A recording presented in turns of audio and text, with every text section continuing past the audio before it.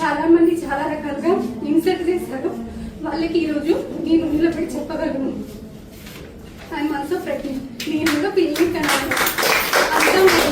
So ఎప్పుడైనా ఎవరైనా మీకు ప్రెగ్నెన్సీ రాలేదా ఇదా అంటే అవును ధైర్యంగా చెప్పండి, అవును రాలేదు, ట్రై చేస్తున్నాము, వస్తుంది కావచ్చు, తెలియదు, ట్రై చేస్తున్నామని ధైర్యంగా చెప్పాలి. హార్ట్, కిడ్నీ ఎట్లయితే మన బాడీలో పార్ట్స్, ఎగ్ స్పర్మ్ కూడా అంతే కదా. సో వాటికి కూడా ప్రాబ్లమ్స్ వస్తుంది ప్రెగ్నెన్సీ. సో ఇది ఒక సోషల్ స్టిగ్మా లాగా అస్సలు తీసుకోకూడదు.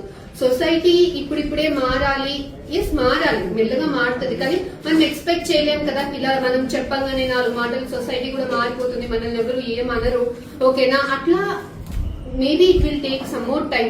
అవును ప్రాబ్లం ఉంది, ట్రీట్మెంట్ తీసుకుంటున్నాను అంటే నెక్స్ట్ టైం నేను ఎవరు అడుగుతారు? అడగరుగా, అడుగుతారా? కానీ గురించి పోక్ చేస్తారు. ఎస్ డెఫినెట్లీ, వాళ్ళ డ్యూటీనే అది పోక్ చేయడం, సొసైటీ డ్యూటీనే అది, అంతేగా. ఇప్పుడు నాకేదో లేదు, నీకు పిల్లలంటే పిల్లలు, ఇంకోటైతే ఇంకోటి, దట్ ఈస్ దట్ డ్యూటీ, ఓకేనా. ఎప్పుడు కూడా వేరే వాళ్ళు మనల్ని ఏమన్నా అంటే అది నెగటివ్ గా మనం తీసుకుంటే కామన్ మ్యాన్ అయిపోతాం కదా. నెగటివ్ గా తీసుకోకుండా స్పోర్టివ్ గా తీసుకొని దాన్ని ఎట్లా పెయిన్ ఎట్లా పవర్ లాగా మార్చుకోవాలి అన్నది మనం ఆలోచిస్తే ఎవ్రీథింగ్ విల్ బి గుడ్, ఓకేనా.